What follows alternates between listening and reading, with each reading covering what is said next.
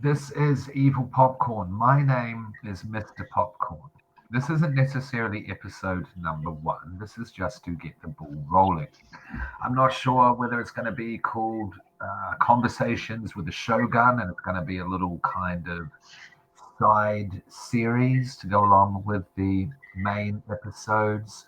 Could be episode number one. I don't know. But this is just to basically start creating content again for Evil Popcorn, which will be and is, as of this moment, a podcast focusing on horror films at the center, because horror is at the center of all things, and horror is king.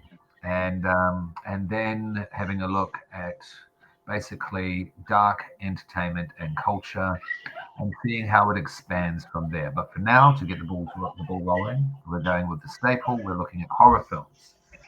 And what more? How much more staple could you get? How much more central could you get to horror as it exists today than the influence of the 1980s? Yeah. Um, but I've got my old homie, Dark Marks, companion, co-host, co-creator, co-producer from back in the day, from the pandemic days. Yes, we're back. And, Pandemic. yes, we both survived. And so we're starting this off again, and you'll see, listeners, viewers, how it all expands from here. But yeah, please, my guest, my co-host, my homie, please introduce yourself. South-jersey Shogun back again. We're gonna try to get the ball rolling, bringing y'all the darkest of the dark entertainment. Yeah, I like that. I like that. Let's get it popping. Absolutely. All right. So, okay, where's that? Where did this go? Where did this go? Okay. What? What? Okay. I'm doing this on the phone, so there's a whole bunch of pop-up ads in my page. The link turned into Esquire. It's like, no, it's not that sort of podcast. So yeah, what we're doing is we're basically doing just a list reaction, yeah, just to get things, get stuff happening, get the ball rolling with the 50 best films from the 1980s. Oh, I said this is from Esquire.com. This is according to and from provided by Esquire.com. You've got the list there, Shogun, as well, yeah? Yes. All right, start us off with number 50 then. What do they have? Number 50, Motel Hell. A satiric taste on some of its most famous genre predecessors. This wacko horror comedy involves a motel operating couple who sell smoked meats that are really their guests/victims who they bury up to their necks in a secret garden until they're ready to be harvested. Have you seen it? Like, I have, but I haven't seen it in a long, long time. Okay. Like that's Okay. like I saw this when I was a kid. And it's like, yeah, Okay. because I remember the guy with the pig mask and the chainsaw. Oh yeah, it's like from the image here. This It's a is classic. Hmm? yeah, this is one I might actually have to revisit because I haven't seen it in so long. Sure, sure, sure. There was a lot of this sort of thing in the 80s as well. Yeah. Yeah, Yeah.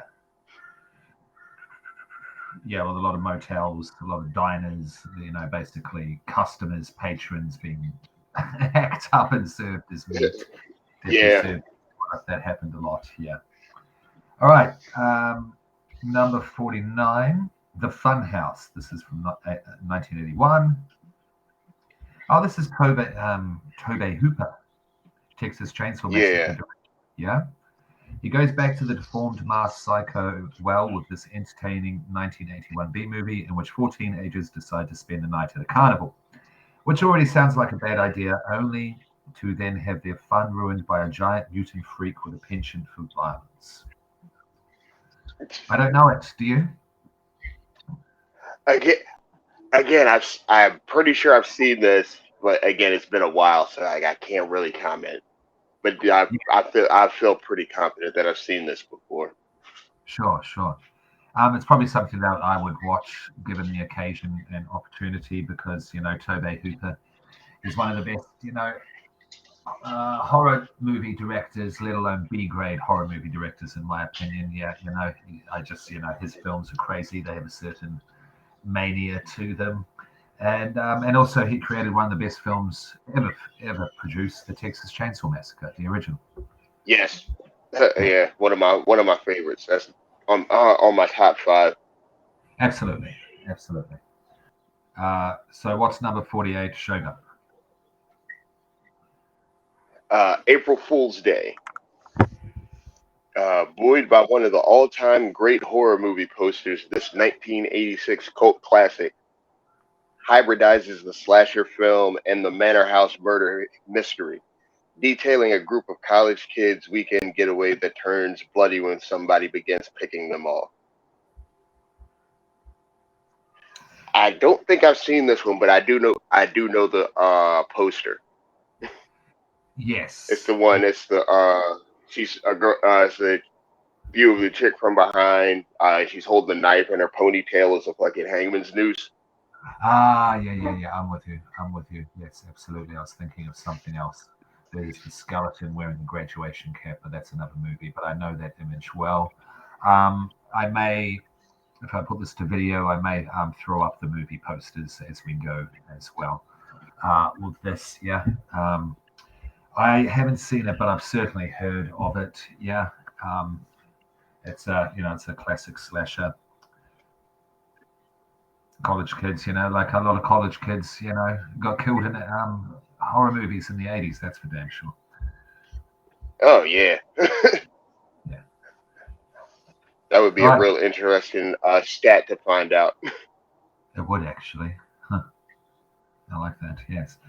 Um, okay. Number 47 is The Gate from 1987. Yeah. The big screen debut of Stephen Dorff at the age of 14.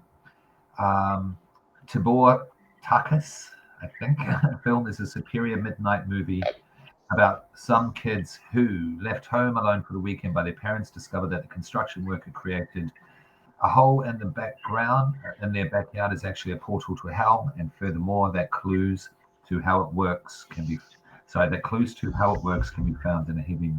So this is written badly. And furthermore, the clues to how it works can be found in a heavy metal album's lyrics. Yes.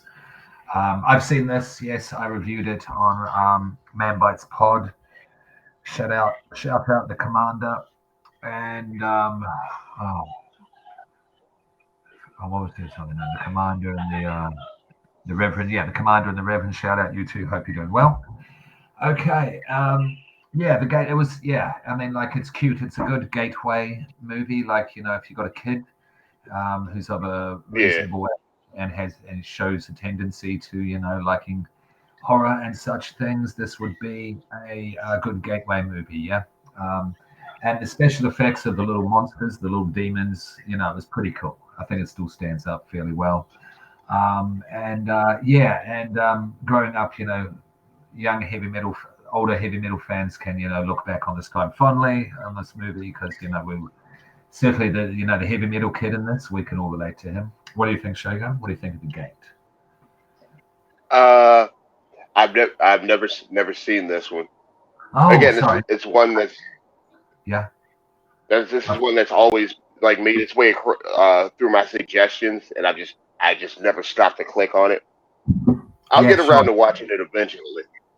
Yeah, It's no, it's like fine. it sounds like it's right up my alley. Yeah, no, I reckon you would like it, and you can play it when the kids are around as well. I mean, yeah, considering what else they're exposed to. I'm joking. I'm joking. All right, Shogun, number 40. What do we have at number 46? 46. My Bloody Valentine. George Milhouse's 1981 slasher film isn't particularly inventive, but it makes up for its rote premise about kids being stalked by a vengeful fiend on Valentine's Day. With decent plotting, a memorable villain in a mining mask, and a level of violence so extreme by the MPAA, the uncut version has still never been released. Oh, it's an That's the kind of shit American. I want to go for if I ever start making movies. Nice, nice. Your own video nasties. So this is an American video nasty, if you will. Yeah. I've heard of it. I mean, it's quite infamous. It's legendary. I've never seen it though. And But it's not too like I said, it's not particularly inventive, but it's a solid flick. Like okay. there's this one part where the guy shoves this chick in a fucking clothes dryer. Okay. All right. Oh dear, the 80s. All right. But one movie that Yeah, I have that is a rough way to die. absolutely. One movie that I have seen though many, many times is number 45, Children of the Corn, 1984. Oh, Yeah. So if you Outlander. Sorry. yeah. Um, so if you've been living under a rock or in the middle of a cornfield and don't know what this is, it is based on Stephen King's short story of the same name. This adolescent nightmare charts the ordeal of a couple that winds up in a Nebraska town with the kids, highlighted by the unforgettably sinister Malachi. Courtney Gaines have decided that ritualistically killing adults is the best way to guarantee a good corn harvest. Well, that's a nice way without saying any spoilers. Yeah. Malachi is great. Who was Isaiah? Was it Isaiah? Was the little kid in the hat? Was that the name? Uh, the kid in the hat here? No, that's Malachi, and then the the horsey faced redhead kid was Mordecai, I think. Okay, yeah, there we go. That's the one. Those two together. Those two worked really well together. You know, one was the voice and one was the muscle. And Yeah, yeah, yeah, I've seen it in recent times. It doesn't have the same impact that it did when I was a kid. I thought this was one of the spookiest fucking movies of all time when I was a kid. Absolutely loved it. But it still stands up decently well. You know, it's still a solid concept. Absolutely. Um, yeah, no, I really like it. And what are your feelings on Children of the Corn, the original? oh yeah, this is a good one. Fucking can't go wrong with creepy white children. Terrifying. Absolutely, you need a scare factor. A bunch of white kids with dead eyes, pale, dead blank looks. Absolutely, all together in a group. Boom, sold. But you've seen the new one, part 10, 13, whatever the hell they're up to. Just what were your thoughts on the new one there, Shogun? I was a really good reimagining of the movie. Like they did a really good job with it. I do recommend. Like there were some pretty good bits of violence in there, And but they they didn't overdo it, and it didn't get all cheesy. okay, and they go into why the kids do what they do a bit more. You were saying off here. Yeah. Okay, okay, and that was filmed here in my state, Queensland, and Oh, wish really? I The new one? yeah, yeah, up north from me. I wish I would have known about it. I would have liked to have been in a Children of the Corn movie. Yeah, Ah, you probably got a job as an extra or something. yeah, absolutely. No, it would have just been cool to be involved. But Shogun, what is number 44? Yeah. Another classic I see. Yes. John Landis's 1981 classic, American Werewolf in London, Hmm. strikes just the right balance between the terrifying and the absurd through its story of two American backpackers in England who are attacked by a werewolf, leaving one dead and the other to wait his lycanthropic fate. Frequently amusing, it also boasts groundbreaking monster transformation effects by Rick Baker. Yeah, Absolutely. this is a good one. Oh yeah, of course, yeah. Because it is funny, it is But spooky. yeah, this is another good entry level horror movie. Like you were saying, if you got a kid who shows a little tendency towards horror, this Yeah, would be yeah, a good one. yeah. Sure, no, I would agree with But that. yeah, And that transformation scene is brutal though. it's done so well. It is done so well. It stands up Yeah, beautifully to the. yeah, because that was 81, and that I don't know, like that scene still holds up great. Absolutely, absolutely, yeah. And Like it's a real testament to practical effects. yes, it is. Yes, it is. Yes, yeah, yeah, definitely. If you're into CGI, I think that's wonderful and such. You don't believe in practical effects. Um, First of all, the main guy from the latest Stranger Things episode was all practical effects, the main villain. And so that's a new example. And go back to an old example of, yeah, 1981 to show, where this really got the ball rolling in terms of how far you could take things in terms of practical effects, definitely. And doesn't Joe Rogan have this werewolf in his studio? Yeah. Yeah, yeah, Yes. yeah, Yes, he does. lucky bastard. All right, okay. 43. Bad Taste from 1987. Oh my goodness. This movie. This is Peter Jackson's first feature I've film, heard of right? this one. Yeah. Okay. Once upon a time. You still there, John? Yeah. Um, Yeah. what? Okay. I'll just read the plot.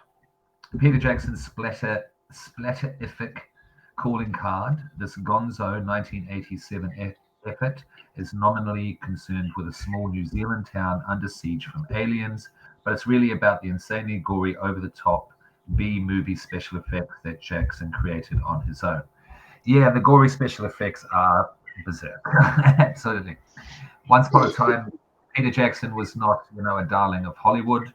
He was a roly-poly, um, shoeless um, guerrilla filmmaker who made splatter gore films. He made Bad Taste, Meet the Feebles, and also Brain Dead, which you people, what do you call people? Not you people. Dead Alive. Dead Americans call Dead Alive.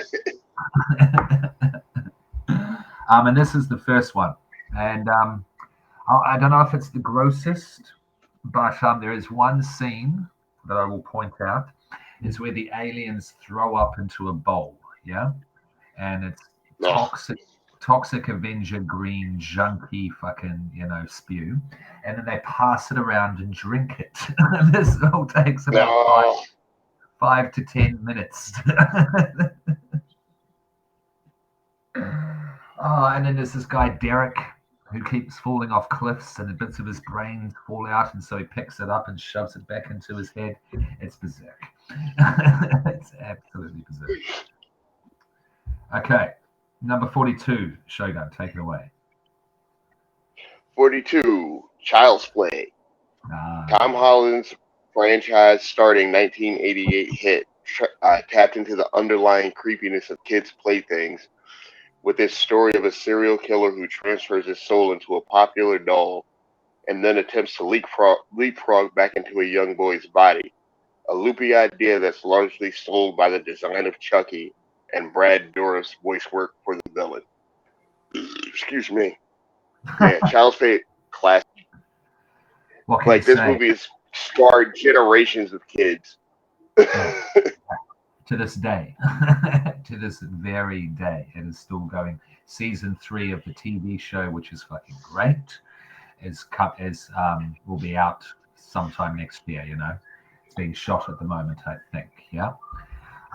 Yeah. What can you say? What can you say? I think he's on the Mount Rushmore of horror icons. Yeah, Chucky with Jason. I think Freddy. so. I would put him. And I was just gonna say I would put Chucky over Ghostface. I would put Chucky over Ghostface because they've been trying to push Scream as an iconic horror franchise forever. Get the fuck out of here with that shit. Not a Scream fan, yeah. Nah, it's like the first two are all right, and then they started getting dumb. Oh yeah. Don't watch number 6 then. I have no plans on it. Yeah, so bad. But that's another discussion. Yeah, no, Chucky. You've got Freddy, Jason, Michael Myers, and Chucky. I believe that's the Rushmore as it stands now, and Chucky certainly deserves to be there. Yeah, it's the it's the horror franchise with the longest legacy so far, the most longevity. Yeah. And and it still works today. He was able to flip it after movie number 3, where they brought in Tiffany. Yeah. And then they Yeah. brought in the non-binary kids, or kid, which became kids as well. So it also keeps it relevant to today as well. But still, Chucky is a badass motherfucker who swears his head off and kills everybody. You know, they didn't lessen down on the violence or the gore or the language. So they've got that balance right. You know, I mean, like I could go on forever about Chucky, but there, on Evil Popcorn, there will be much more Chucky, so I won't mark out too much about it now. But this is one of my favorite horror movies of all time. Absolutely. Okay, up to you. Take it away, number 41. Uh, Stand there. 41. Oh, here we Okay. go. Yeah. Pumpkinhead. Oh, love this movie. Special effects maestro Stan Winston's directorial debut is a sturdy supernatural revenge saga about an Appalachian mountain man, Lance Henriksen, who, with the aid of a backwoods witch, conjures a legendary and magnificent-looking pumpkin-headed demon to kill those who murdered his son. A decision that ultimately comes back to haunt him. Yeah, this is a good movie. I've never seen it. Really, I'm, it's worth the watch.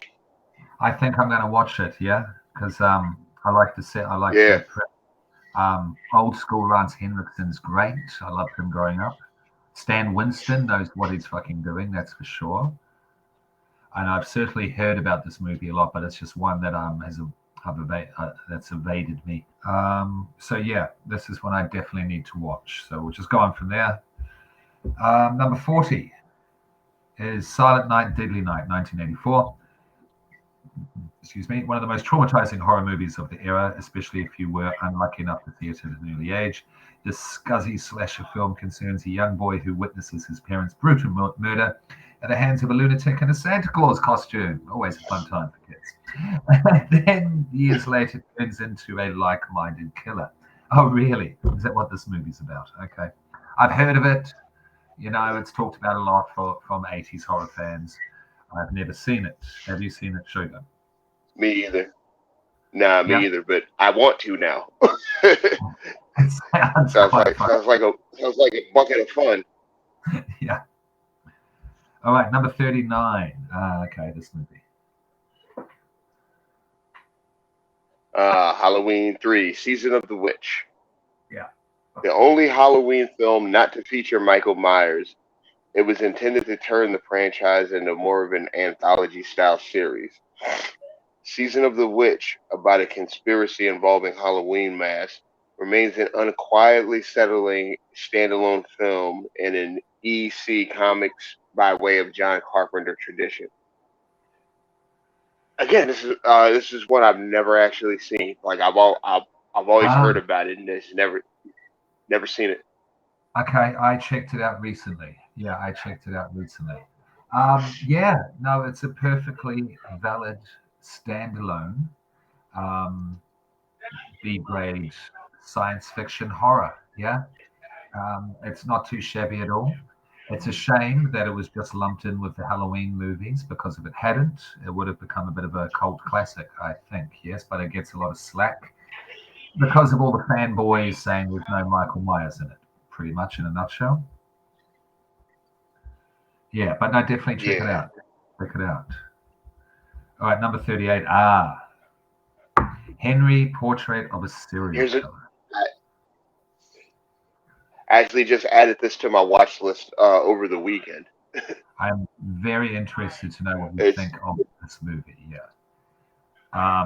The film that all launched the. right. All right. So I'll put this on the short list then. Yes, you should. You should. Sorry. Absolutely. You're right. The film that launched the career of Michael Rooker, who I know you're a big fan of, John McNaughton's seminal Man, 1986 pick a rules. John McNaughton's seminal 1986 serial killer film takes a gritty, no frills docudrama approach to its story based on real life convict Henry Lee Lucas about a psycho and his partner in crime acting on their murderous impulses. This is a very simple, low budget, but spooky, disturbing, unnerving film. Yeah. Really good portrait of a yeah, of a serial killer. Yeah, that's it's in the title. And Michael Rooker kills it. Yeah. We'll come back to this film. We'll come back to this film on future episodes and whatnot. Yeah. But definitely check it out. All right. All right. Take it away. Number 37. Oh, 37. Sometimes Dad is better. Pet Cemetery. It may not quite live up to its Stephen King source material, but Mary Lambert's 1989 adaptation nonetheless captures the overarching don't make deals with the devil mood of it. About a man who uses a mystical pet cemetery to bring his toddler back from the grave, while also climaxing with a depiction of childlike evil that 3 decades later remains downright disturbing. Yeah, yeah, that was a badass kid. He needed an ass whooping. Yeah, he was evil. His voice was great. Absolutely. No, this movie, I remember this movie was one of my favorites as a kid, definitely. Spooky as fuck. And the remake sucked. Yeah, new one ain't too bad, but Really? you thought so? I didn't hate it. It was Yeah. like using the classic 1 to 10 scale. I'll give it a 6. Okay, I'd give it about a 4. The truck scene that spoiled it for me. Yeah. Yeah. But the original stands up, definitely. All right. 36 Fright Night, 1985. Oh, Tom Holland. This is the Child's Play director. I didn't know that. Tom Holland's stellar Yeah, I didn't. Me either. I was just about to say.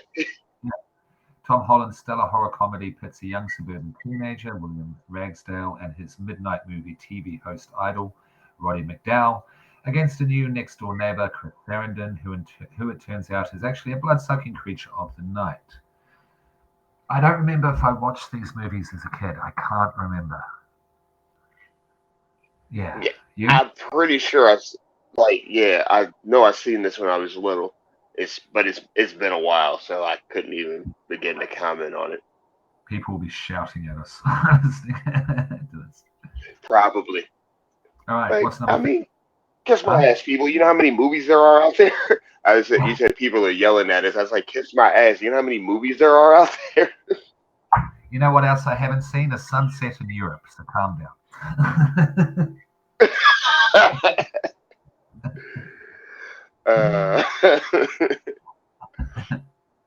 Oh, 35. This is good. This is huge. 35. We have Day of the Dead, the third installment in George A. Romero's pioneering zombie series.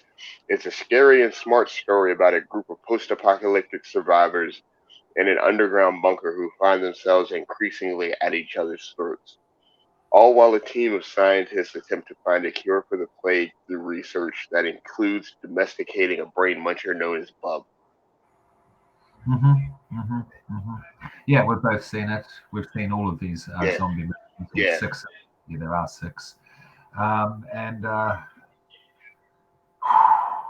It's not my favorite. This is a good one. I still say Dawn of the Dead is the best out of the main 3. Yeah. But Day of the Dead is still is a great movie in its own right. Absolutely. Yeah, I like Dawn and Night better, but this one's still, it's still a very worthy, strong, good film, definitely. And if you haven't seen them, the trilogy of the Dead, Night, Dawn, and Day of the Dead, check them out. George A. Romero, of course, rest in peace. 34, Opera. Dario Argento. Okay. No one stages murder quite like Dario Argento, who continued to cement his reputation as the master of the giallo, a particular strain of lurid Italian thriller. Are you right in the background there? Okay. With the saga of an opera understudy who becomes the lead in a new production of Macbeth, only to then be terrorized by one of Argento's trademark, never seen except his glove hands fiends. Only to then be terrorized by one of Argento's trademark, never seen except his gloved hands fiends. Yes. And I believe the gloves were they yellow or red. I forget what the giallo rules are for that. I've never seen it. Dario Argento, that's it's a discussion for another day. I've seen Suspiria, of course, and I've seen bits and pieces of his other films.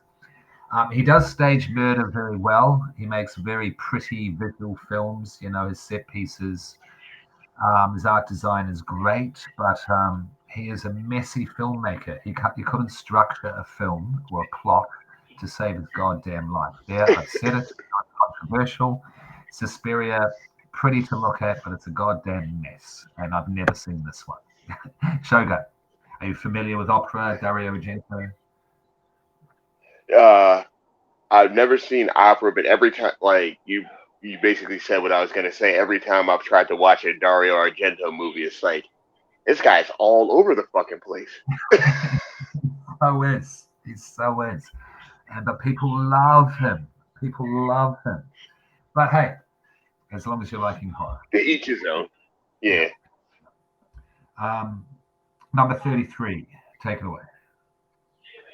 The Howling. Joe Dante's contribution to the werewolf genre with his 1981 gem, co-written one by John Sayles, which tracks Dee Wallace's TV news reporter, still traumatized by her run-in with a serial killer, to a remote resort where she finds herself in all sorts of full moon triggered trouble. Sure. Never seen this one. The Howlings are classics. I think I may have seen them really young, some of them, but I don't remember. Yeah, so to not embarrass ourselves, we'll move on. Number 32, The Stuff.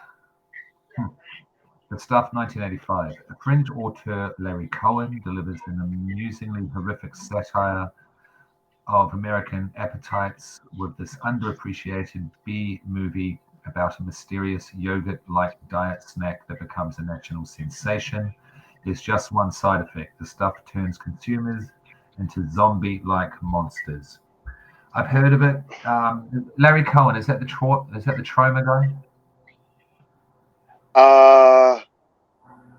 I'm not sure. Not sure. No. I think the Trauma guy's Lloyd Kaufman. Okay. So that's right.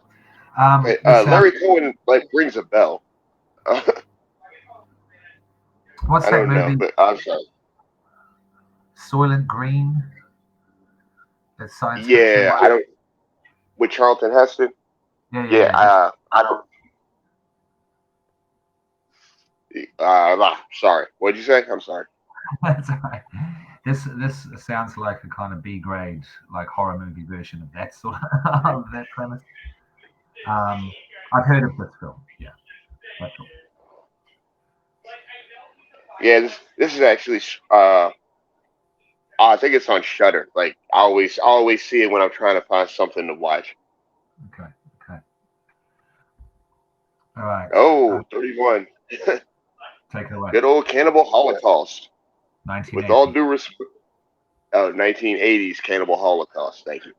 With all due respect to his equally revolting kindred spirits, Cannibal Ferox in particular, Ruggero Deodato's infamous Cannibal Holocaust still stands as one of the most morally repulsive and admittedly effective horror movies of the decade, courtesy of the extreme violence that was either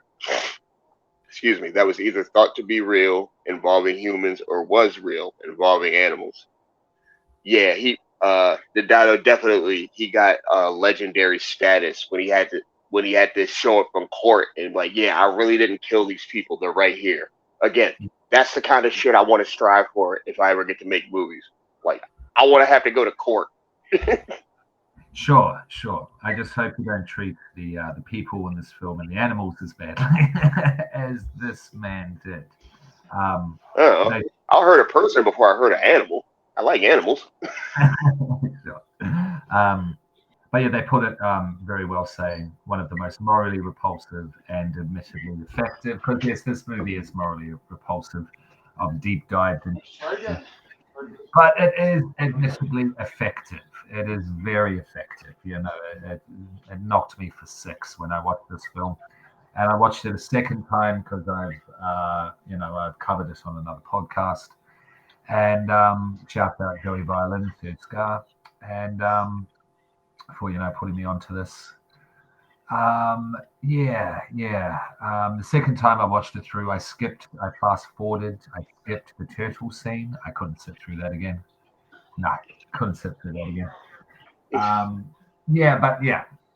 mean, if you're into extreme horror and also found footage, because this is one of the first ever found footage films as well. I think there's a movie in the 1960s. I forget the name of it. It's the only one that really predates this movie in terms of the concept. Definitely check it out, but be warned, it's fucked. If you imagine like a Mondo film taken to a fictional extreme, this is it. Okay. 30, The Hitcher, 1986. Further emphasizing the Texas Chainsaw Massacre's point that picking up strangers on the side of the road is a very bad idea. There was a bit of that in the 80s. Robert Harmon's 1986 thriller offers up Rutger Hauer, rest in peace, as a psycho hitchhiker who makes life a living hell for nice guy driver C. Thomas Howe. Yeah, I've seen this film, and it definitely was one of Rutger Hauer's better films back in the day when he did a lot of B-grade stuff. Very effective, good pace to it, good atmosphere. And all the actors killed it. Yeah, you like this, Shogun? Yeah, this was a good one. Yeah, I agree. Okay, when he pulled the chick apart with the 18-wheeler, that was pretty hardcore. That's right. I forgot about that. Yeah, that's right. Yeah, there's some moments in it. There's definitely some moments. Yeah. All right, what's number 29? 29 is 1980's The Changeling. George C. Scott brings a measure of gravitas to this haunted house tale about a composer who, still mourning the death of his wife and child, moves across the country to an eerie estate that boasts a ghost who likes to play ball. Okay. Yeah. I know of it. I know the ball scene that they mean. It may have basically introduced the trope of the spooky ball that rolls into. Yeah, ball. Okay. I think. Oh, that's where that came. This is where that came from. Gotcha. I may be mistaken, but I'm pretty sure this is where it started. Yeah. Yeah. Sometimes I know this is very slow paced though, with actual minimal scares sort of thing. I don't know. I've been meaning to get around to it, but I haven't quite checked it off the must watch for history knowledge sake box list yet. Yeah. But I've heard it's very good. So, okay. Creepshow 28. Number 28, Creepshow 19. Ooh. Inspired by the macabre tales of EC Comics, the Stephen King-George A. Romero collaboration, I didn't know that, is a phenomenal anthology highlighted by a short in which Leslie Nielsen gets, rest in peace, gets revenge on Ted Danson by burying him up to his neck in sand right in front of the ocean's tide line. I watched these as kids, but I don't remember them. Do you? Yeah, I do remember I remember the Creepshow movies. Like the one they're talking about with Leslie Nielsen and Ted Danson, that one's pretty good. But what was another good? Yeah, the first one was the one where the guy feeds his wife to the monster at the museum in the cart or not the cart thing. It's like a big wooden crate. Okay, no, I don't remember. I have to rewatch. All right, we'll come back to those because I've been meaning to come to those. Yeah. All right. 27. Ooh. Slept on movie, in my opinion. The Stepfather, 1987. Long before he was stranded on Lost, Terry O'Quinn was a nutcase weaseling his way into new families as a stepfather, then going off the bloody deep end, like a cross between Jack Torrance and Norman Bates when things don't conform to his Reagan-era values. Yeah. Yeah, this movie was fucking bugged out. Hell, the franchise was ridiculous because there were three of them. Okay. And like I like watching them in order because It's just like, how tight is this guy's game that he just keeps reeling these chicks in? Okay. But the first But yeah. man, No, I was gonna say, but nah, this the guy Terry O'Quinn, yeah, he plays a hell of a fucking psycho. okay, Like when he's because he doesn't just like snap right away. It's like it's like fraying strands of ropes. It's like tweak, tweak, tweak, and then and then when he goes, he goes. okay. I'll have to check it out. Okay, The Beyond, number 26, 1981. Famed Italian horror director Lucio Fulci, The Beyond is a gruesome head trip about a Louisiana hotel that contains the doorway to hell and a new owner who unwittingly opens it, thus instigating all sorts of nasty, hallucinatory, satanic madness that concludes with one of the great shots in all of 80s horror cinema. This is another one that I've been meaning to get to, but have not. Have you seen it? I've never even heard of this, but I'm gonna be watching it soon. It sounds, this sounds pretty good. It does, doesn't it? Yeah. Okay, cool. 25. Oh, Creep Show 2.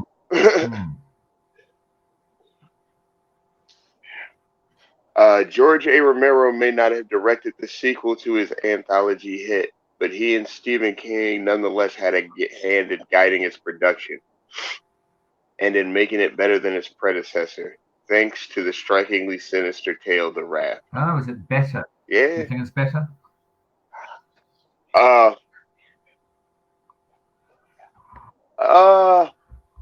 I'll say, like, I won't say better. Like, Creepshow 2 looks better. It's like it's shot better, like fucking filmmaking wise, but like story and acting wise, like they're like I'll put them at the same level. Okay, cool. We'll have to check it out. All right. But yeah, that's definitely something. But yeah, if you ever just sitting on the couch and want to kill a day, yeah, just watch both of the Creep shows. Yeah, sure. Sounds good. Where was me at number 24, Prince of Darkness, 1987. More than a little bonkers. Love this movie. More than a little bonkers and better off for it. John Carpenter's severely undervalued Prince of Darkness stars the director's Halloween lead, Donald Pleasance, as a priest who yeah, that's right, Donald Pleasance. I remember that motherfucker. As a priest who believes that a cylinder of green goo is actually Satan. I haven't seen it in a long time, but when I was a kid, it bugged me out. Yeah, this movie's dark and crazy, definitely. I think it was a Moon production. No, it was good. Wasn't that part of the trilogy? The Cthulhu trilogy? The H.P. Lovecraft with what's the one with Sam Neill? In the Mouth of Madness. And then there was the other one. What was the other one? Event Horizon? No, that's not John Carpenter. Anyway. Oh, In the Mouth of Madness. Yeah. In the Mouth of Madness, Prince of Darkness, and there was a third one, which was H.P. Lovecraft-esque.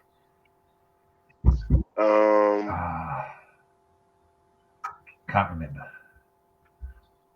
Yeah, I'm drawing a blank. I have to look into that. Yeah. All right. So number 23. Oh, yeah. 23. Oh. Yeah. Classic. Hellraiser. Yeah. Clive Barker paved the way for S&M style horror with this adaptation of his novella, The Hellbound Heart, about a mysterious puzzle box that functions as a portal to the sadomasochistic dimension ruled by a nasty race of Cenobite creatures led by the porcupiney Pinhead. Porcupiney. This is another like a Mount Rushmore franchise. Definitely. Like even the later shittier ones aren't that bad if you sit down and watch it. Yeah, no, I'd agree. I'd agree. Like, You have to be a fan to get through some of the later ones. You definitely have to be a fan of Pinhead. Because like not the newest one that Hulu just put out, which is great. But did you see Hellraiser Judgment? oh, that was the one without the main guy who had always been in them. What the hell's his name? Doug Bradley. Yeah. That's his name, I think. Um, Yeah. I think it was mostly about the bureaucracy of like the Cenobites and shit. yeah, I did. I did. I liked the look of it. I thought it was a cool new idea. Didn't sell it entirely, but it was interesting. As was the new one Yeah. as was the new one as well. Um, Nothing touches number one and number two, in my opinion. Part one and part two. Yeah. Hell, I'll even put three in there. One, two, and three are just mwah. Okay, fair. I've had this discussion slash argument with people before.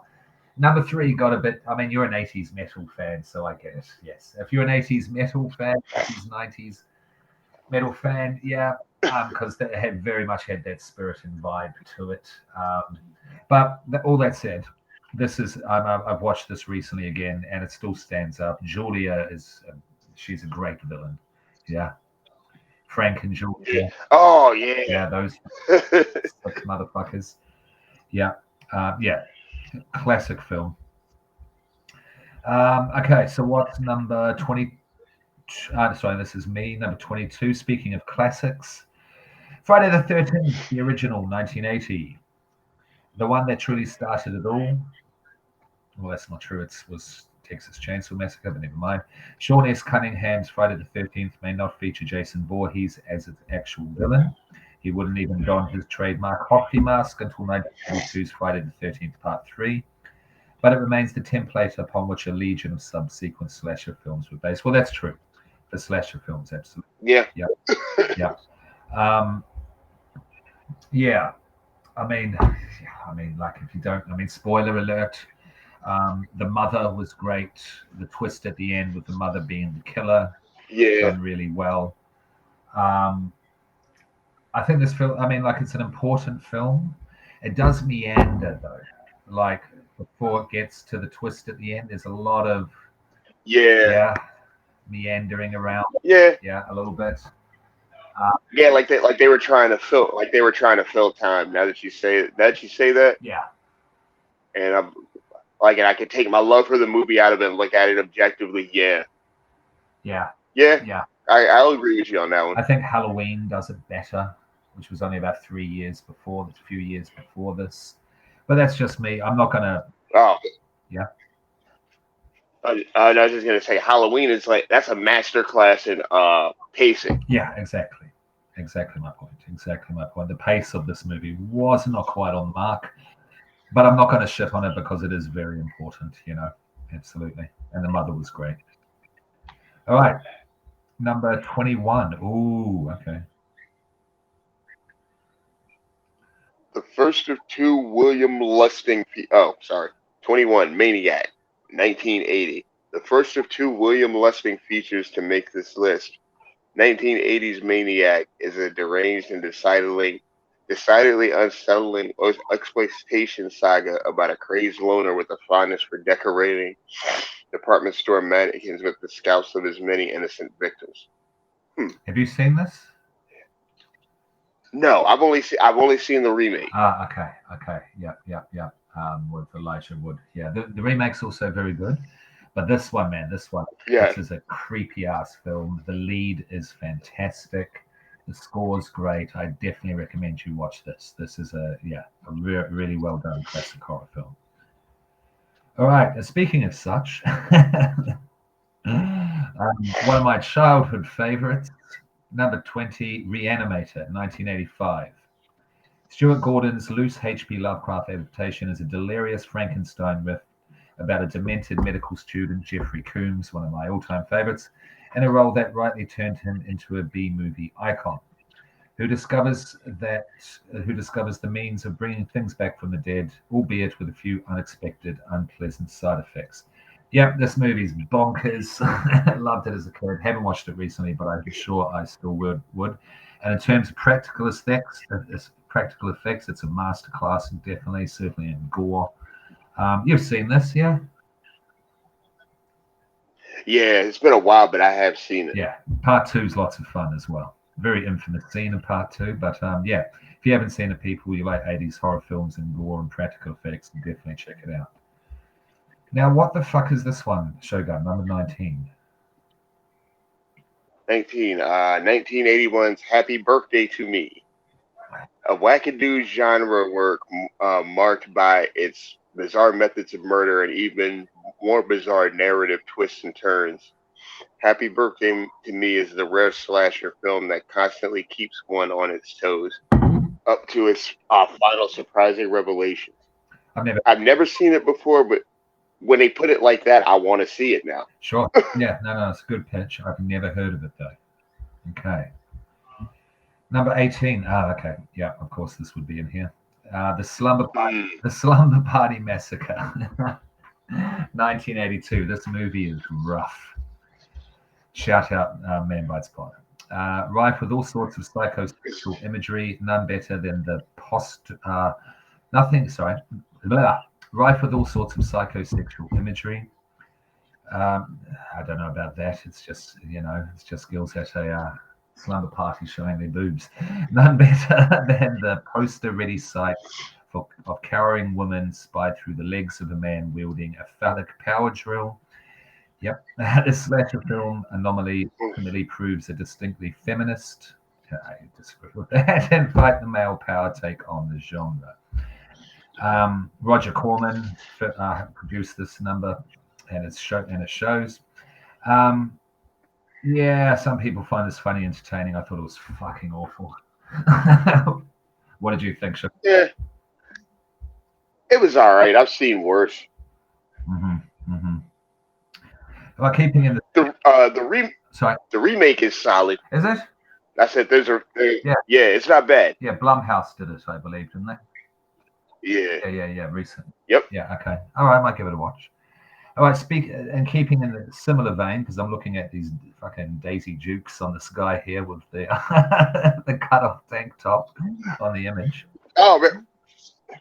I keep threatening my wife I'm going to start dressing like that. That's a look. Like that's a definite look. Like I'm 150 pounds right now, but I told her if I could put on like a good 10, 15 pounds of muscle, yeah, I'm going to dress like a straight up himbo. So what are we talking about, Shogun? 1983 Sleepaway Camp. An obvious descendant of Friday the 13th, Robert Hiltzick's Sleepaway Camp is an above-average suspense story about kids being slaughtered at an overnight camp by a mysterious assailant. Until that is, and his superbly shocking finale, which stands as the decade's biggest and best horror blindside. Yeah, I'll co-sign that. Yeah, you like it? Yeah, that shit caught me. Yeah, that caught me way off guard. I saw this movie the first time when I was like 8. And I was just like, what the hell? All right. Maybe we do it as a watch along in the future. Maybe just throwing an idea out there. Yeah. Okay. Yeah. Speaking of going back to a classic, number 16, The Evil Dead, 1981. Yes, people, yes, kids out there. That's when this franchise started, 1981. So this would be the longest lasting franchise in horror. Yeah. Yeah. 2023. 81 to 2023. Yeah. All right. So Sam Raimi's breakthrough indie set the stage for the director's particularly rambunctious style, as well as established the purest comedic hero of star Bruce Campbell, i.e. Ash, with the chainsaw. Yeah. It's a great movie. What can I say? Like it was basically a bunch of indie filmmakers with no money, with shoestring budget, put together, high octane, frantic, demonic little masterpiece. Yeah. And they did it again with Evil Dead 2 and bumped up the comedy. and then even more so with part 3. Yada yada yada. We'll look at Evil Dead properly in the future. But yeah, if you haven't seen it, you like horror, watch Evil Dead. All right, number 15. Oh, nice. Maniac Cop. Featuring one of the all-time great taglines, "You have the right to remain silent forever." William Lustig and Larry Cohen's Maniac Cop follows a traditional return of the repressed formula via its portrait of a vengeful resurrected cop who comes back from the great beyond in order to punish the corrupt officials who locked him up with those he'd previously put away. I haven't seen this in ages, but I might have to. I'm gonna have to revisit it because I did enjoy this movie when I was younger. Yeah, okay. There's 2 of them. Yeah, there is. I know about them, definitely. That's the same. That seems to be the same director as Maniac. Oh, So that interests me. yeah. Yeah, Lustig. But I've definitely heard of them.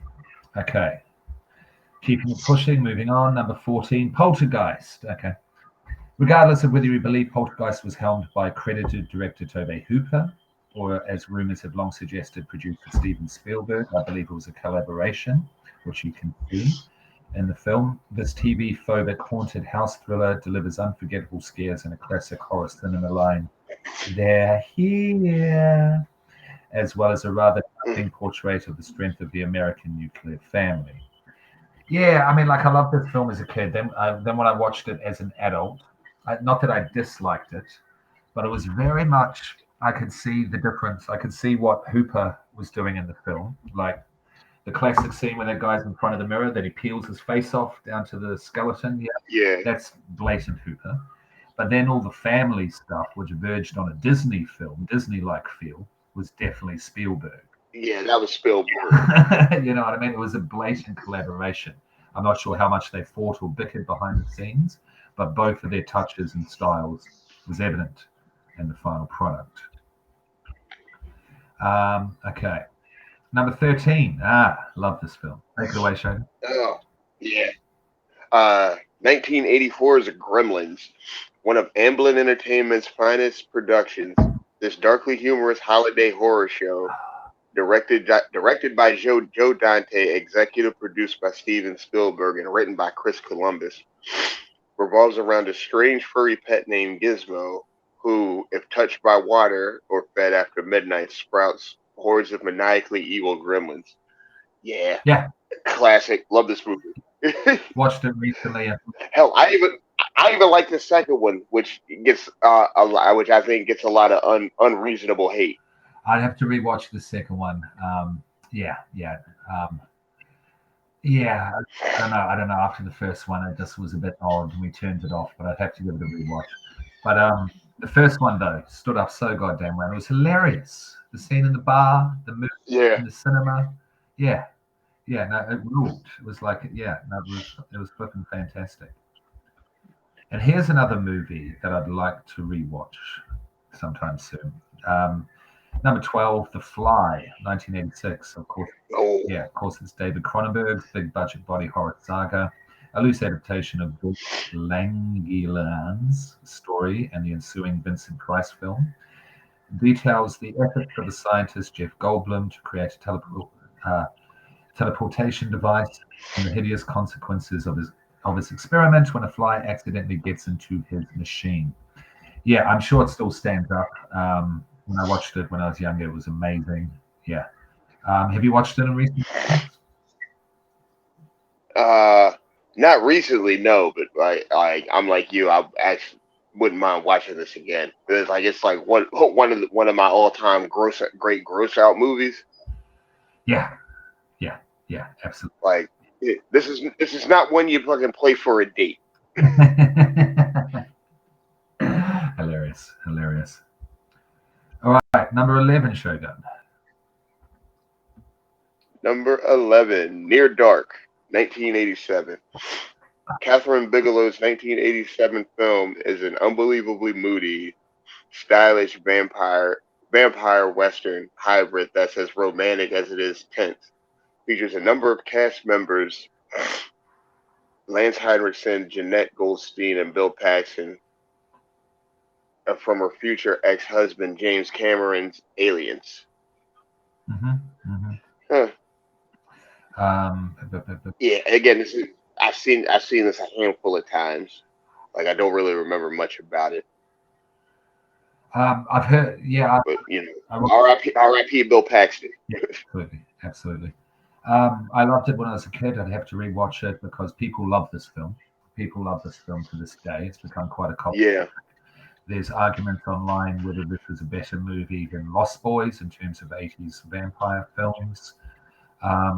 Yeah, no, I definitely have to watch it. Yeah, and Catherine Bigelow, she did Hurt Locker, you know. She, went on to become a bigger and bigger director. Yeah, no, we'll definitely have to check it out. And number 10 is me, yes. All right, Videodrome, 1983, back to David Cronenberg. A year after Poltergeist suggested that television was a disruptive force in the American family, David Cronenberg suggested that it was a conduit toward a new flash in Videodrome, a madness-infected film about a Canadian TV station owner, James Woods, who stumbles upon, to his eternal, hellish hallucinatory dismay, a broadcast of Red Room torture. Yeah, this movie's a trip. yeah, yeah.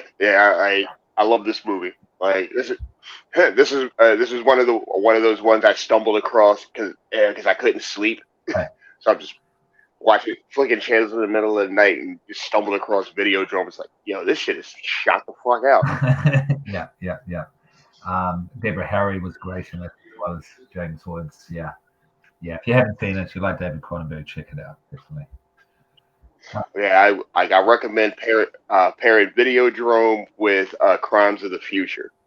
Oh, okay. Yeah. That's it. Yeah, to see. Yeah, an old and a new kind of version of similar kind of. Yeah. Okay, I see where you're coming. Because it's like I told you before. Crimes of the Future is like if if a society as a whole took all those philosophies Dr. Oblivion was talking about in Videodrome and just decided to run with them as a society. Absolutely, and both have a psychosexual leaning bent to it. Yes, absolutely. Yeah. All right. Okay. Number 9. We're back to Dario Argento show. Yep. I'm not sure how you pronounce this. Tenebrae, Tenebrae. 1982. Yeah. Okay, Tenebrae. Dario Argento's best film is the superlative Giallo from 1982, in which an American writer, while in Rome to promote his new book, and becomes embroiled in a police case about a serial killer whose methods may be modeled after those found in his novel. Few horror films have ever been this vividly awash in issues of twisted sexuality, voyeurism, gender power dynamics, mirror image doubling, and the role between artist and spectator. Huh, that sounds pretty interesting. It does, but is it going to be a mess? But then, but it's probably going to be all over the place. No disrespect if you like Dario Argento, he's just not for me. All right, 8, The Fog. John Carpenter's been heavily, involved in this list, unsurprisingly. Yeah.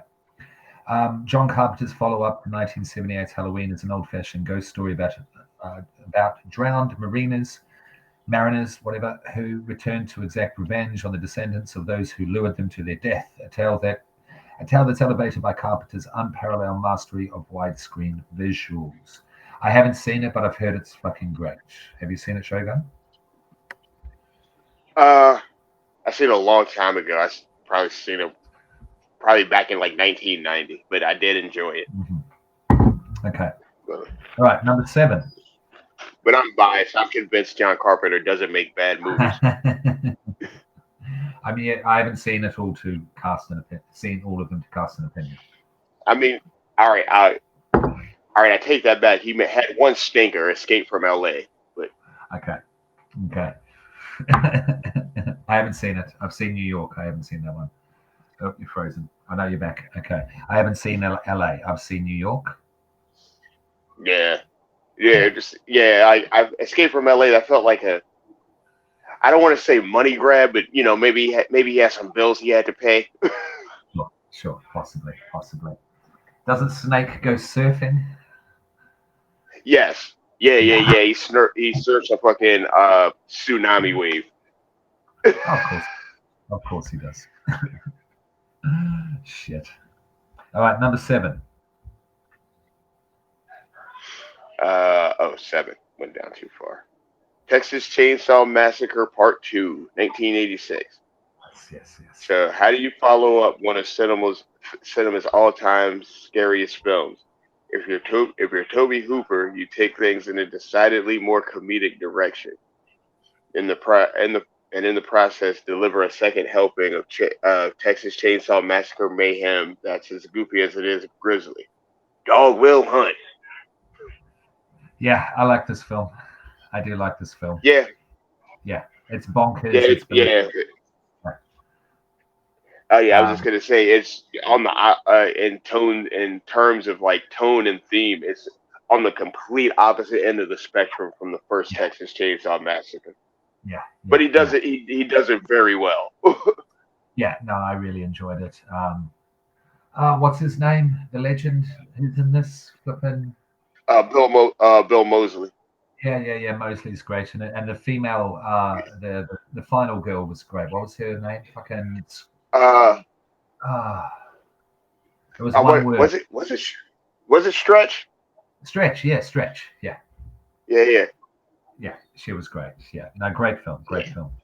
And speaking of great films, number 6, Evil Dead 2, Dead by Dawn, Mm, 1987. Absolute classic. Sam Raimi's Evil Dead sequel is in large part a big budget remake, come overhaul of his 1981 original, marked by better special effects, more outrageous camera work, and a truly larger than life performance by ably chinned leading man Bruce Campbell. Yep, he's flipping hilarious in this film. The special effects are brilliant. It's funny, but it is demonic as all hell. And yeah, what can you say? It's Evil Dead 2. Speaking of other all-time classics, number 5, Shogun. oh man. Yeah, Nightmare yeah, on Elm Street, 1984.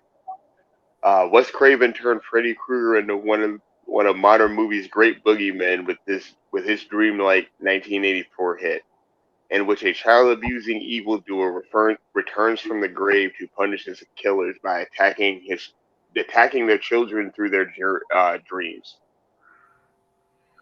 yeah, Yeah. yeah. What? Yeah. What else needs to be said? Just Yeah, well, this. a little anecdote. This was the first horror movie that I ever watched. Yeah. About Really? 11, yeah, 11, 12 years old. Or maybe around 12. And yeah, scared the living shit out of me. Um, and then tried to go to sleep after it. And I watched Child's Play soon after this. And there was a bookshelf up above my bed, and then the light coming through from the street light, whatever, street lamp, created a shadow of like Freddy Krueger's the brim of his hat going over the bedroom wall. I was not I was not sleeping. But from that moment on, I was also like, this is fucking amazing. I love this. I love this feeling. I want more of it. Yeah. So that's how I started. That's pretty much how I started. Oh, okay. This All movie. right. Well, so, Oh, after you. I was gonna say, talking about Freddy Krueger. Here's a big debate I've been getting into with people is like everybody wants to say Freddy Krueger is a pedophile, and I'm like, no, to the best of my memory, they just said he was a child killer. Yeah, no, that's interesting. That's interesting. Apart from the remake of this movie where they went hard into the pedophile lane, but that was a crap fucking movie. Um, yeah, it's never stated, but people who have watched it said they've picked it up through suggestion. Yeah, the And whole then apparently, fucking they should apparently in the original script, uh, what was supposed to go down is like he was falsely accused of again doing stuff with kids, but he was Okay. innocent. But the Okay. parents went all vigilante on him anyway. Okay. Interesting. They should Interesting. like they should have stuck with that angle. Okay. Okay. Yeah. Yeah. Yeah. Yeah. Yeah. That would have been interesting. Create more sympathy for him. Don't know. Yeah, Don't know. he'd come at he would have that like righteous fury. Yeah. Yeah. But that's not what they did. No, they turned him into like a comedic rock star by the end of it. Yeah, But one thing that this movie, I think, it brought a level of creativity into kill scenes. You know what I mean? Because Jason and Michael yes, around stabbing people. This really brought a sense of inventiveness into how you can kill people in horror movies. yeah, Yeah, yeah. yeah. He wasn't quite an artist with it yet in the first one, but you could see he was on his way. Freddy Oh yeah. Once you get to number three, three, three is yeah, when he was like what was the phrase you used? Channeling the muse. Yeah, yeah. He really found his groove in three. yeah, absolutely. Well, which one do you prefer, one or three? Because they're the two Three best is my ones. favorite. Yeah, I think Three three is is my my favorite. yeah three Love three. Dream Warriors. Yeah, absolutely. All right, number four. This movie. I've never seen it, but I've heard a lot about it, and I may be going to see it at the cinema soon. All right, Possession, 1981. The craziest possession film ever, and potentially the craziest film ever. Oh, on Ugh. on Andrzej. Andrzej, Andrzej, Zalewski's relationship drama charts the disintegration of a marriage between a spy, Sam Neill, and his wife Isabella Adjani, who's soon sleeping with a tentacled monster. What? In the signature scene, Adjani rides around a subway station floor while miscarrying. As I've said before, it has to be seen to be believed. I had no All idea right. that for the film. This Yeah, this movie sounds good. this is meant to be intense. It was really hard to see for a long time as well. I don't know about censorship with it or anything, but yeah, horror films and serious cinema people rate this film highly. Yeah, this is one I definitely want to see. All right, And I Shogun. fucks with Sam Neill, so Of course. He's great in horror. All right, yeah. we're up to the top Oh, three. Who do we have for number three? At number number three. three is 1986's Aliens. For this Uh, sequel to Ridley Scott's 1979 original, James Cameron shifts the focus away from horror and toward action. Though that doesn't change the fact that his continuation of Ripley's battle against alien xenomorphs is an unforgettable monster movie ride. No shade on Aliens because I love the movie, but I do not consider Aliens a horror movie. Neither do I. It's not a horror movie. It's certainly not number three in the No, 1980s. no, the pacing is all off for it to be a horror movie. Of what? The pacing is all off for it to be a horror movie to me. It's an action. It's a sci-fi action. The first one Yeah. you could sci-fi horror. I'll give you that. Yes. This one is sci-fi action. Yeah. Yeah. Yeah. No, Yeah. I mean, I'm not going to talk about whether I Again, like it or not, but it's not number three horror film of the 80s. Yeah, up to you. now I was just gonna say again, and no shade to the movie because like Aliens fucking rocks, but not a horror movie. Yeah. Okay. Silly, Esquire. Silly. Ooh. Okay. I'm interested to see what Mm, number one because I fucking love this film. And this is a science fiction horror movie, The Thing, 1982.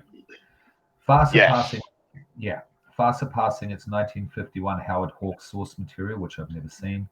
John Carpenter generates nerve-rattling anxiety through his science fiction horror story about a group of Antarctic researchers whose snowbound situation turns lethal when they're visited by an alien who can take human shape and thus coexist with them in hiding. Come for the creepy creature effects and non-stop unease, and the cinematography. This film is shot amazingly. Stay Yeah. for Kurt Russell's first-class performance, and he was very good in this. Yeah, what can I say? The Thing, it's a fucking masterpiece. Yeah, John Yeah. Carpenter's best film in my opinion that I've seen. Do you fuck with the prequel? I haven't seen it. It's not bad. I enjoyed it. I'll check it out one day. But you like this film, yeah? Yes, love the Thing. Yeah, The Thing is incredible. Okay, I've already seen number one because I saw his forehead as I was scrolling down. It doesn't surprise me. Take it away, Shogun. Number one of 80. Number one is 1980s The Shining. Yeah. Never mind that Stephen King doesn't love it. Bolstered by Jack Nicholson's unhinged performance as a father increasingly determined to off his family, and by direction that creates an overpowering sense of dread in every excuse me, in every methodical pan and tracking shot. Stanley Kubrick's haunted hotel classic is the pinnacle of 1980s horror. I can't disagree. Yeah, Shining fucking rules. Yeah, I mean, it's an incredible film. Absolutely. I mean, what can you say about it? There's so much to it. And it has its own sense I of mean, humor nowadays. even if it does get kind of slow towards the middle, it's fine. It's all working. It's all working towards that payoff. I mean, both of us agree, that Stanley Kubrick directed the living shit out of it. You know what I mean? It's a masterpiece, a masterclass in filmmaking. The acting. Now, this is the thing that I've spoken with a couple of people who respect The Shining but don't enjoy it because of Jack Nicholson's performance. Now, what they say about it is that sure, he goes crazy, but he's crazy. He looks crazy from the start. As soon as you see it, Yeah, that it doesn't yeah. build as a surprise to him going nuts because you see it from the very beginning. What do you think? I mean, I don't know. I think like I don't. I think it's. I think him looking crazy. That's more kind of foreshadowing than anything. But like, yeah, like when they're doing the drive up, yeah, there's a couple of times he has the fucking psycho face on. Yeah, his eyebrows at 45-degree angles. Always 90. Yeah. Yeah, I see what they're saying. I think their point's valid, but I still love the film. I mean, it's incredible. yeah. Yeah. I And I'm mean, not. I mean, this movie like it ruined Shelley Duvall for me. Like, And it also ruined Shelley Duvall for herself. oh yeah. Didn't Stanley Kubrick like drive her crazy? Absolutely. She's been crazy ever since. Yes, absolutely. Um, yeah. Kubrick, not a good person. Genius, but not a good person. It's one of those things. But What that's a discussion for another day. Sorry, up to you. I was gonna say, what did he do to her exactly? Do you know her? Oh, I just basically, I don't know the exact details, but she was, just harassed and harangued the whole time. So when she's crazy at the end, that's pretty much her just being her natural self, what she was actually going through and feeling by then. That wasn't acting, apparently. Ah, Yeah, okay. yeah, yeah, yeah, yeah. Kubrick is Uh, like, you're going method on this one. pretty much, yeah. Um, Yeah, and the little kid was great as well. Definitely. Have you seen Doctor Yeah, Sleep? Have you seen Doctor Sleep, the sequel? yeah. I enjoy- it was that was a good flick. That was a Like really, yeah, it's a good standalone movie, but like I haven't done it yet. But yeah, you could definitely do the 1-2 with The Shining and Doctor Sleep, I, and Mike. have yourself a nice little film festival. Shout out Mike Flanagan for pulling that off because no one thought that anyone would be capable of doing a decent sequel to The Shining, but he did. He pulled it off. and I don't know her name, but a chick who played Rose the Hat was pretty Yeah. hot. Oh, and she was great. Great performance as well. Absolutely. She killed it. Definitely. And Ewan Yeah, definitely did his thing in that as well. yeah, everybody did, and even this, a lot of people hated on the that last scene, like at the Overlook, but I thought that was great. Yeah, so did I. Yeah, so did I. So did I. Um, what was was it a TV series or a remake that had the guy? Yeah, it was a made for TV movie. Yeah, that's right. That's right. I can't remember if I It was like miniseries. I don't, I forget who played Jack, but it was the guy. Rebecca De Mornay played Okay, the wife. okay. It was from a show called Wings, which was a sitcom in the late 80s or early 90s. Yeah, I remember Wings. Yeah. Yeah, we're aging ourselves there. I don't remember if I turned it off or stopped watching. It wasn't good. Um, Like it had potential, but like I think they were hamstrung by the fact that it was on network TV. sure, sure. But Because like it had a couple of good scenes in there, like where they were trying to keep more towards the book, yeah, like with the topiary animals and shit. I did like that scene, but yeah, like I said, I think they were fucking kind of hamstrung by the fact that it was on TV. Like if they were doing that for HBO, it would have been amazing. sure, maybe. Yeah. My whole thing with this whole, I mean, like all respect to Stephen King, but calm down. It was you like this. You got Stanley Kubrick to adapt one of your books into one of the greatest films of all time. Just calm down. Yeah. But yeah, yeah, that's that. That's yeah, according to Esquire.com, 50 best horror films from the 1980s. What did you think of the list overall, Shogun? It was a solid list. Like Yeah, only one I have a hard disagreement with is Aliens. yes, just not being a horror film. Yeah, pretty much. It had all the classics in there, all the staples. Certainly one of the better lists that we've looked at. I can't think off the Yeah. top of my head anything that's missing. No. Uh, no, not off the top of my head. I'm sure if we really sat here and thought about it. Yeah, sure, sure. Okay, cool. What do you think of what's your feelings about 80s horror and 80s horror films in general? Just around. Uh, I mean, 80s horror is how I got into the game, so it'll always have a special place in my heart there. Mhm. Like I started with the 80s, then worked my way backwards. Okay, okay. Yeah, Friday the 13th, Nightmare on Elm Street, Mhm. like yeah, those are the two that really kind of just got me into horror in general. I was like, yeah, like you said, it's like I love this feeling. Let's get some more of this going. Yeah, absolutely. Even though I wouldn't consider myself a huge fan of 80s horror films now, but it's certainly what started me off as well. Hellraisers, Nightmare on Elm Street, movies like Reanimator, Jeffrey Combs films. Um, yeah. So it can't be denied. Going to VHS stores far too young, and then having a look at the horror section. And what's that? What's that? um, and yeah, we should have a look at and things like Gremlins, and that sort of thing. The Fly. Yeah. No. So this definitely has its place, of course.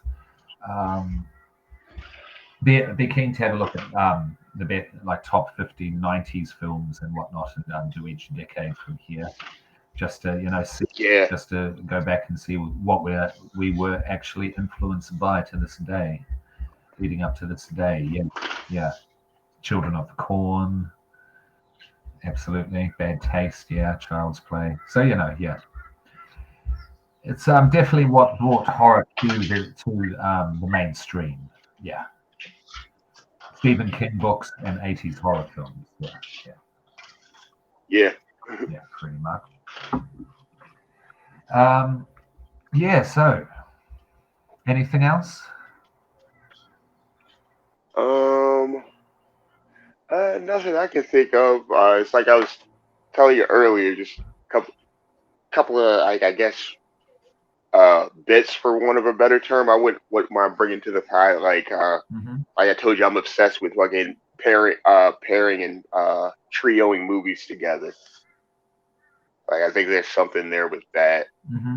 Hmm. And uh, oh yes, definitely want to see if we can find a better year in cinema than '85. I still think '85 has it. Wasn't it 86? Or was it? Yeah, I wanted to say it was '86. I'm sorry. Yeah, Yeah, yeah, okay. 80. I still think '86 has it.